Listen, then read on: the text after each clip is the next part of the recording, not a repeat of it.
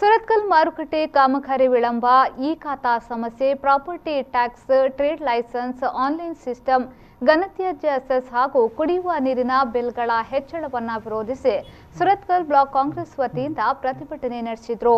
ಸುರತ್ಕಲ್ನ ಪಾಲಿಕೆಯ ಕಚೇರಿ ಮುಂದೆ ಪ್ರತಿಭಟನೆಯನ್ನ ಉದ್ದೇಶಿಸಿ ಮಾತನಾಡಿದ ಕಾಂಗ್ರೆಸ್ ನಾಯಕ ಹಾಗೂ ಮಂಗಳೂರು ಮಹಾನಗರ ಪಾಲಿಕೆಯ ಮಾಜಿ ಉಪಮೇಯರ್ ಪುರುಷೋತ್ತಮ ಚಿತ್ರಾಪುರ ಅವರು, ಮಂಗಳೂರು ಉತ್ತರ ವಿಧಾನಸಭಾ ಕ್ಷೇತ್ರದಲ್ಲಿ ಅತಿ ಹೆಚ್ಚು ಟ್ಯಾಕ್ಸ್ ಸಂಗ್ರಹವಾಗ್ತಾ ಇದೆ. ಆದರೆ ಮಂಗಳೂರು ಉತ್ತರ ವಿಧಾನಸಭಾ ಕ್ಷೇತ್ರವನ್ನ ಕಡೆಗಣಿಸಲಾಗುತ್ತಿದೆ ಎಂದು ಆಕ್ರೋಶವನ್ನ ವ್ಯಕ್ತಪಡಿಸಿದರು.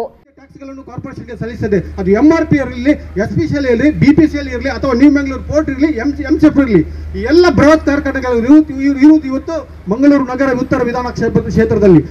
ಮಂಗಳೂರು ಮಹಾನಗರ ಪಾಲಿಕೆ ಗರಿಷ್ಠವಾದ ಟ್ಯಾಕ್ಸ್ ಕೊಡುವಂಥದ್ದು ಮಂಗಳೂರು ಉತ್ತರ ವಿಧಾನಸಭೆ. ಬಹುಶಃ ಇವತ್ತು ಮಂಗಳೂರು ಉತ್ತರ ವಿಧಾನಸಭಾ ಕ್ಷೇತ್ರವನ್ನು ಕಡೆಗಣಿಸಲಾಗ್ತಿದೆ, ಅಭಿವೃದ್ಧಿಯಲ್ಲಿ ಕಡೆಗಣಿಸಲಾಗ್ತಿದೆ. ಈ ಭಾಗದ ಶಾಸಕರು, ಈ ಭಾಗದ ಕಾರ್ಪೊರೇಟರ್ಗಳು ಇವತ್ತು ಈ ಬಗ್ಗೆ ಯಾವುದೇ ಧ್ವನಿ ಎತ್ತದೆ ಈ ಭಾಗದ ಜನತೆಗೆ ಇವತ್ತು ಅನ್ಯಾಯವನ್ನು ಮಾಡ್ತಾ ಇದ್ದಾರೆ. ಈ ಬಗ್ಗೆ ಕಾಂಗ್ರೆಸ್ ಯಾವತ್ತೂ ಸುಮ್ಮನೆ ಇರುವುದಿಲ್ಲ.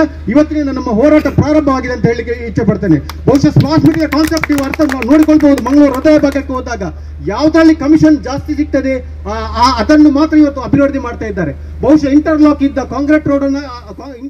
ಇದೇ ವೇಳೆ ಮಾತನಾಡಿದ ಮಾಜಿ ಶಾಸಕ ಮೈಥಿನ್ ಬಾಬಾ ಅವರು, ಸರ್ಕಾರಿ ಸ್ವಾಮ್ಯದ ವಿಮಾನ ನಿಲ್ದಾಣವನ್ನ ಅದಾನಿ ವಿಮಾನ ನಿಲ್ದಾಣ ಎಂದು ಹಾಕಿ ಸ್ಥಳೀಯ ಜಮೀನನ್ನ ನೀಡಿದವರಿಗೆ ಇಂದು ಕೆಲಸವಿಲ್ಲದಂತಾಗಿದೆ.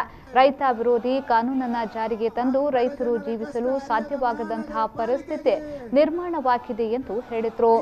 ಪ್ರತಿಭಟನೆಯನ್ನು ಮಾಡುತ್ತಾ ಇದ್ದಾರೆ ಅಂತ ಹೇಳುವಂತ ಅರ್ಥವನ್ನು ನಾವು ಮಾಡಿಕೊಳ್ಬೇಕಿದ್ರೆ, ಇವತ್ತು ಕಾಯ್ದೆ ಬಂದಿರುವಂತಹದನ್ನು, ಇವತ್ತು ನಮ್ಮ ರಾಜ್ಯದಲ್ಲಿ ರೈತರು ಈ ಹಿಂದೆ ಯಾವ ರೀತಿಯಲ್ಲಿ ತಮ್ಮ ಖರೀದಿ ಮಾಡಿದಂಥ ಭೂಮಿಯಲ್ಲಿ ಬಹಳ ಕಷ್ಟಪಟ್ಟು ಶ್ರಮ ಜೀವನ ನಡೆಸಿ ಆ ಭತ್ತವನ್ನು ಇತರ ಸಾಮಗ್ರಿಗಳನ್ನು ಬೆಳೀತಾ ಇದ್ರು. ಇನ್ನು ಏನಾಗ್ತಾ ಇದೆ ಅಂತ ಹೇಳಿದ್ರೆ, ಮುಂದಿನ ದಿವಸಗಳಲ್ಲಿ ಈ ಗದ್ದೆಗಳನ್ನೆಲ್ಲ ಅದಾನಿ ಕಂಪನಿ ಇರ್ಬೋದು, ಅಂಬಾನಿ ಕಂಪನಿ, ಕಾರ್ಪೊರೇಟ್ ಕಂಪನಿಗಳೆಲ್ಲ 5 ಎಕರೆ 10 ಎಕರೆವರೆಗೆ ದುಡ್ಡನ್ನು ತೋರಿಸಿ ಆ ಮಾರ್ಕೆಟ್ಗೆ ಲಗ್ಗೆ ಇಟ್ಟು ಆ ಭೂಮಿಯನ್ನು ಖರೀದಿಸಿ ರೈತನ ಮಕ್ಕಳು ಇವತ್ತು ದಾರಿಯಲ್ಲಿ ಬರುವಂತಹ ಸ್ಥಿತಿಗೆ ಕಾರಣಕರ್ತರಾಗ್ತಾ ಇದ್ದಾರೆ. ಕೆಲವು ಖಾಸಗಿ ಕಂಪನಿಗಳ ನೇತೃತ್ವದಲ್ಲಿ ಅದು ಆಡಳಿತಕ್ಕೆ ಬಂದ ನಂತರ ಮಾಡಿದಂತಹ ಸ್ಥಿತಿಯನ್ನು ನಾವು ಅರ್ಥ ಮಾಡಿಕೊಳ್ಬೇಕು. ಇಡೀ ದೇಶದಲ್ಲಿ ಅಂದು ಮಾಜಿ ದಿವಂಗತ ಪ್ರಧಾನಿಯಾದ ಇಂದಿರಾ ಗಾಂಧಿ ಅವರು ಬ್ಯಾಂಕನ್ನು ರಾಷ್ಟ್ರೀಕರಣಗೊಳಿಸಿದರು. ಖಾಸಗಿ ಬಸ್ ಸಂಚಾರ ವ್ಯವಸ್ಥೆಯನ್ನು ರಾಷ್ಟ್ರೀಕರಣಗೊಳಿಸಿದರು.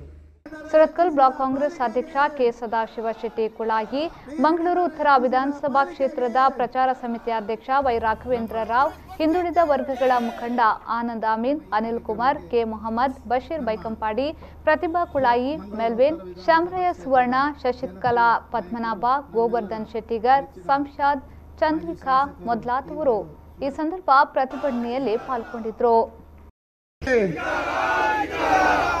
ಬಡ ಜನರ ಕಷ್ಟ ಅರಿಯದ ಮಹಾನಗರ ಪಾಲಿಕೆಗೆ, ನೀರಿನ ದರ ಹೆಚ್ಚಿಸಿದ ಪಾಲಿಕೆಗೆ, ನೀರಿನ ದರ ಹೆಚ್ಚಿಸಿದ ಪಾಲಿಕೆಗೆ ನಮ್ಮ ಕಾಂಗ್ರೆಸ್ ಪಕ್ಷಕ್ಕೆ, ನಮ್ಮ ಈ ಕಾರ್ಯಕ್ರಮಕ್ಕೆ ನಮ್ಮ